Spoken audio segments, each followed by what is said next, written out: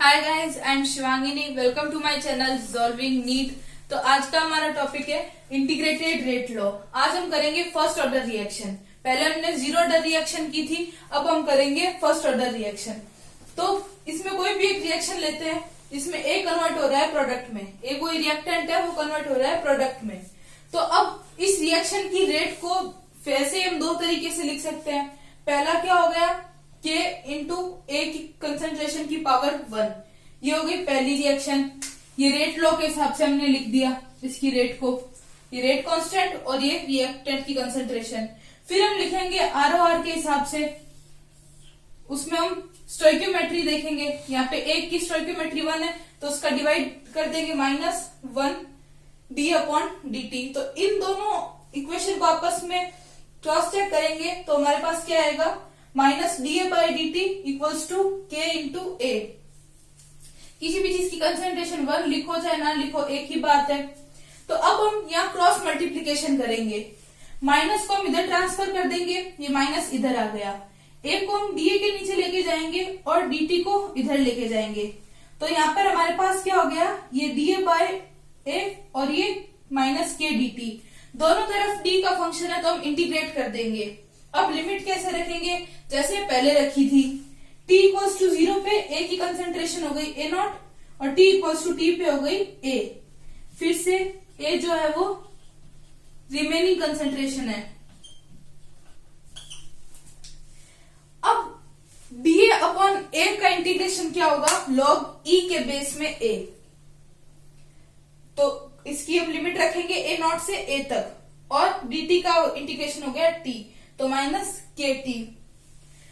अब इसमें जब लिमिट रखेंगे अंदर तो log a minus log e के बेस में a माइनस log e के बेस में A0, यहाँ A0 आ जाएगा और इक्वल्स टू -kt। अब हम इस log A0 को उधर लेके जाएंगे तो हमें ये इक्वेशन मिल जाएगी। अब log e जो है, log e का जो बेस है, ये हमारे लिए बहुत नया कंसेप्ट है।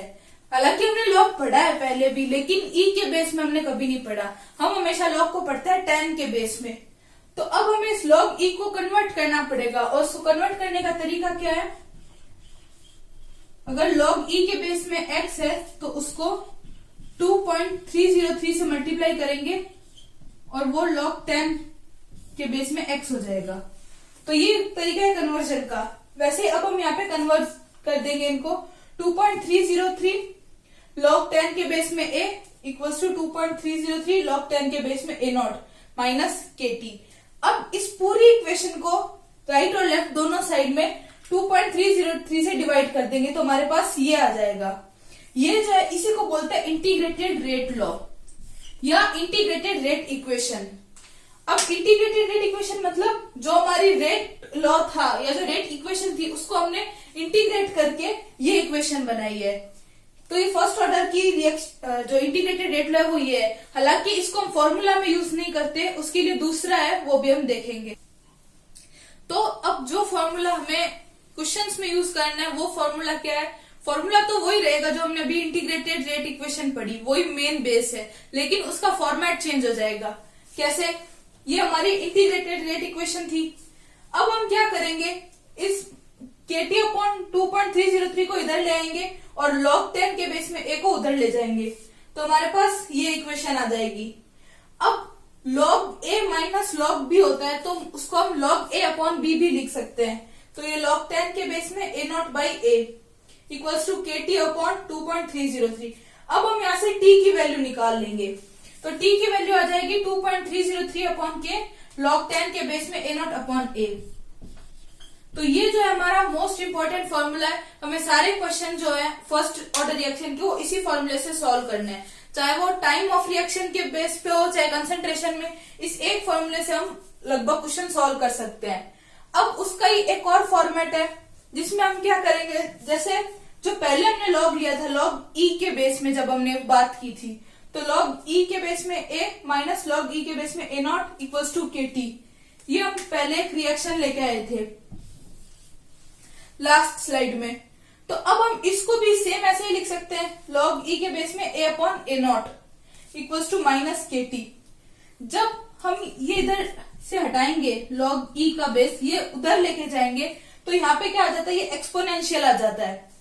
तो a upon A not e की पावर माइनस के टी, तो यहां से a की वैल्यू आ जाएगी a नॉट इंटू ई की पावर माइनस के टी। इसको बोलते हैं एक्सपोनेंशियल फॉर्म। इससे कोई क्वेश्चन सॉल्व नहीं होता क्योंकि हमें e की वैल्यू नहीं पता, तो उसकी पावर में के टी को हम कैसे सॉल्व करेंगे। लेकिन ये कई बार डायरेक्ट जो इक्वेशन है या जो फॉर्मूला है ये सीधा क्वेश्चन में आ जाता है ऑप्शन में, और हमें ये टिक करना होता है, तो इसलिए ये हमें ध्यान में रखना है। तो अब हम देखते हैं फर्स्ट ऑर्डर रिएक्शन की हाफ लाइफ के बारे में। तो टी का फॉर्मूला हमने क्या देखा था, 2.303 अपॉन के log 10 के बेस में a नॉट अपॉन ए। जब टी हाफ होगा तो हमने पहले भी पढ़ा है a क्या रह जाता है, a नॉट बाय 2। तो a की वैल्यू में पुट कर देंगे तो यहां से आ जाएगी, ये पूरा कट के आ जाएगा 2, तो t हाफ हो जाएगा 2.303 अपॉन के log 10 के बेस में 2। log 2 की जो वैल्यू होती है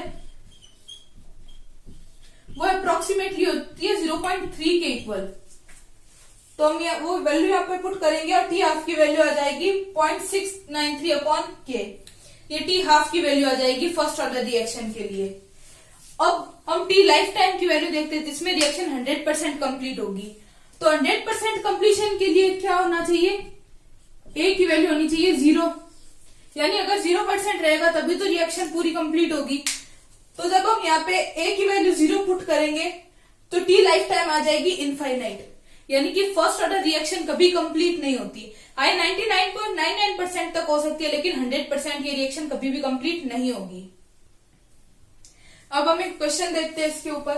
अ first order reaction completes 20% in 5 minutes, find the time in which it completes by 60%, यानी ये 5 मिनट में 20% कंप्लीट हो रही है। तो पहले हम देखते हैं इसकी इनिशियल कंसंट्रेशन मानते हैं 100। अब ये 20% कंप्लीट हो गई तो बचा कितना, 100 में से 20 गया 80, तो a की वैल्यू हमारे पास आ जाएगी 80, t दे रखा है 5 मिनट। तो यहाँ पे हम t का फॉर्मूला लगाएंगे,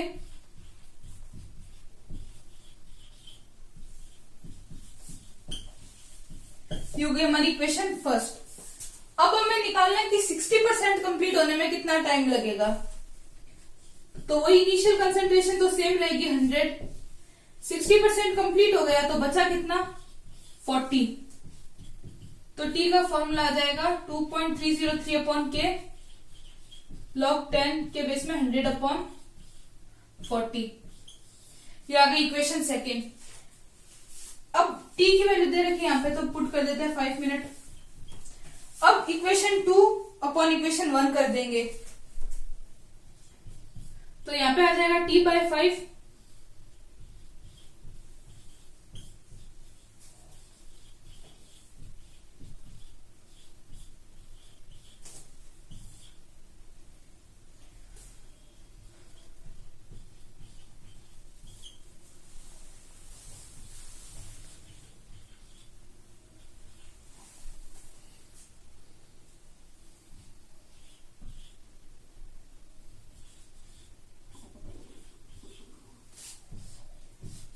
ये इससे एक अपने आप कैंसिल आउट हो जाएगा और यहाँ पे 0 से 0 कैंसिल आउट हो जाएगा। तो हमारे पास क्या बचा, log 10/4 ऊपर और log 10/8 नीचे। अब इसको हम खोल देंगे, यहाँ पे तो सेम रह जाएगा t/5 log 10 माइनस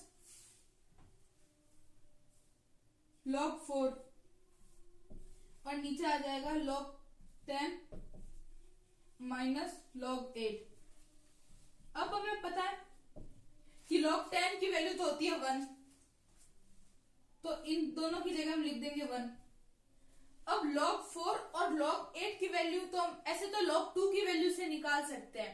कैसे, log 2 की वैल्यू क्या होती है, हमने पिछली स्लाइड में देखा था 0.3 अप्रोक्स, तो हम 2 इंटू log 2 यानी log 4 हो जाएगा, तो 0.3 इंटू 2 कर देंगे तो 0.6 log 4 की वैल्यू होती है। हालांकि ये क्वेश्चन में दे रखी है, लेकिन हम ऐसे भी निकाल सकते हैं। अब log 2 की वैल्यू को 3 से मल्टीप्लाई कर देंगे तो log 8 की वैल्यू आ जाएगी, यानी 0.9। तो हम यहाँ पे वैल्यू पुट कर देंगे।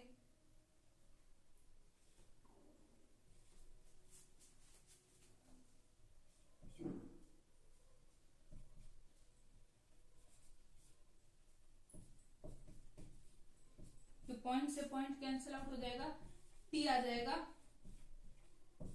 20 मिनट। तो ऑप्शन बी करेक्ट आंसर हो जाएगा।